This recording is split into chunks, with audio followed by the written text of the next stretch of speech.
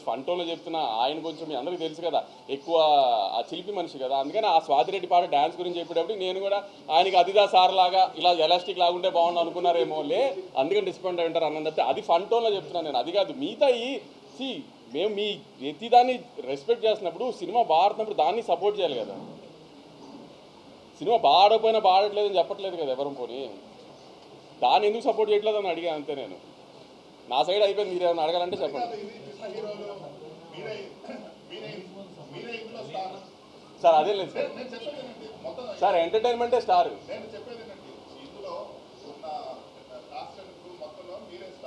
కాబట్టి మీరు రిస్క్ తీసుకొని ఇలా మాట్లాడగలుగుతున్నారు. రేపు విజయ్ దేవరకొండ సినిమాకి ఇదే రివ్యూస్ వస్తే మీరు అట్లా మాట్లాడతారు, ఎందుకంటే హీరో గురించి ఆలోచిస్తారు. అది నేను ఇందాక చెప్పింది ఏంటంటే తప్పక కొన్ని చేయాల్సి వస్తుందని, అంతే మీరే నష్టపోతారు కాబట్టి మీరు సార్. ఇప్పుడు మీడియాలో వెబ్ మీడియాని స్టార్ట్ చేసింది మీరు అన్నిటికంటే సీనియర్. మీరు చెప్పండి ఎంతవరకు ఇవన్నీ ఎఫెక్ట్ చేస్తాయి కలెక్షన్ని? మరి అది అందుకే అదే ఇప్పుడు న్యూ జన్ సినిమా ఎలా ఉందంటే ప్రతిదానికి అంత కాంప్రమైజ్ అయిపోయి చేయాల్సిన అవసరం లేదు, ఎందుకంటే మార్కెట్ అలా లేదు, ఏది అలా లేదు. కాబట్టి అందరూ అది తెలుసుకుంటే బెటర్.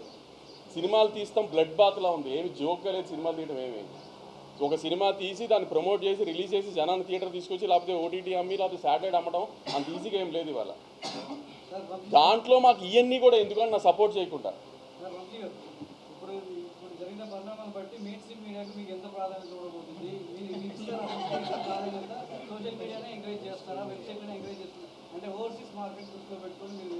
ఓవర్సీస్ మార్కెట్ కూడా ఓవర్సీస్ మార్కెట్ దృష్టిలో పెట్టి ఎవరైనా బిహేవ్ చేయాలి.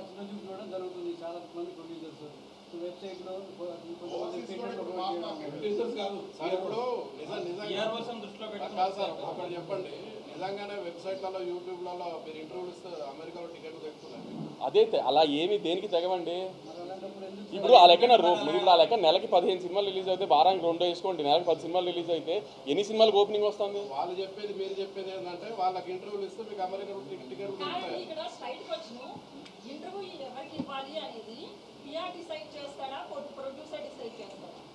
మాక్సిమం పిఆర్ఓ డిసైడ్ చేస్తున్నారు. ఎంత గుడ్డిగా నమ్ముతున్నారు ఎందుకు పిఆర్ఓ మీరు? ఇప్పుడు సినిమా అనేది ఒక్కొక్కటి ఒక 10 మంది కలిసి చేసే సినిమా, ఒకళ్ళే చేసే సినిమా కాదు కదా. ఇప్పుడు మీడియా దగ్గరికి ప్రమోషన్ దగ్గరికి వచ్చేప్పటికి నాకు కొన్ని ఐడియాస్ ఉండొచ్చు, నా వెబ్ మీడియా చెప్తున్నారు అమెరికాలో ప్రయోజనం లేదు, ఎక్కడా ప్రయోజనం లేదు. మరి అట్లాంటప్పుడు అంత గుడ్డిగా ఎందుకు నమ్ముతున్నారు సార్? నేను ఇప్పటికీ అదే గుడ్డిగా చెప్తాను, ఒక ప్రోమో నచ్చాలి, ఒక పాట నచ్చాలి, ట్రైలర్ నచ్చాలి, అప్పుడే టికెట్ దిగుతుంది.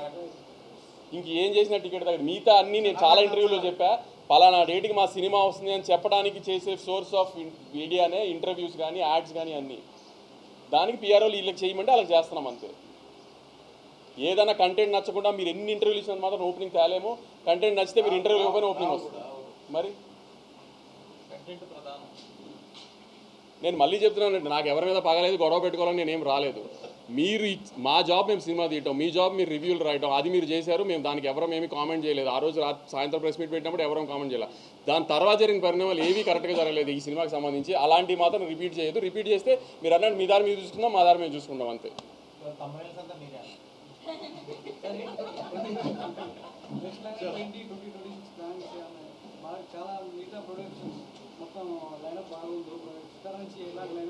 నాకు కూడా నెక్స్ట్ 1 ఇయర్ ఈ ఇయర్లో 4 రిలీజెస్ ఉన్నాయి, ఇంకా బ్యాలెన్స్ 4 రిలీజెస్ ఉన్నాయి. Next year Sankranti, early summer ఒక రిలీజు, లాస్ట్ సమ్మర్ ఒక రిలీజ్ ఉన్నాయి ప్రస్తుతానికి నా ప్లానింగ్లో. రెట్రో మే 1. మాస్ జాతర జూలై అనుకుంటున్నాం మోస్ట్. Kingdom May 30th. ఒకప్పుడు దిల్రాజ్ గారిని ఐఎస్ఎంఆర్ అనేవారు సినిమాలు ఆయన నాగవంశీ అంటున్నారు. ఎందుకంటే ఆయన కంటెంట్ సినిమాలు అన్నీ ఆయన తెలుస్తున్నాయి, ఎట్లా ఆడియన్స్ పల్స్ అది తెలుస్తారు నాగవంశీ. మీరేమంటారు? ఆడియన్స్కి తెలుస్తుందేమో నాకు తెలియదు, కానీ మీరు నమ్మట్లేదు. ఇంకా అది నాకు ఆశ్చర్యం. నేను నమ్ముతున్నామండి, సినిమా హిట్ అయింది కదా. ఆ హిట్ అయిందని కూడా నమ్మరు. ఒక్కడిని దృష్టిలో పెట్టుకొని మీరు అంటున్నారు. ఆడు ఎవరినో ఆడు ఇచ్చేసి మీరు అందరినీ మీరు అంటే ఎట్లా? మీరు ముందు తృప్తిపరచాలి, ఆయన పక్కన పెట్టండి. మీరు మా గురించి మేము అడుగుతున్నాం, చెప్పండి మీరు సమాధానం. లేదు ఆమె కంటెంట్ అంతా క్లిక్ అవుతుంది. Hopefully I'm very happy. అన్ని సినిమాలు అన్నీ బాగా జరుగుతున్నాయి. ఇలానే జరగాలని టచ్ వుడ్ కోరుకుంటున్నాను అంతే. ఎవరు ఇక్కడ దేవుళ్ళు కాదు, ఎవరు ఫ్లాపులు అందరికీ పడతాయి, ఫ్లాపులు లేకుండా ఎవరు అవాయిడ్ చేయలేరు. ఫ్లాప్ పడినా మళ్ళీ ఒక హిట్ సినిమా తీయాలని కోరుకోవాలి తప్పితే జరుగుతున్నదంతా బాగా జరుగుతుంది. హోప్ఫుల్లీ అదే కంటిన్యూ అవ్వాలని కోరుకుంటున్నాం.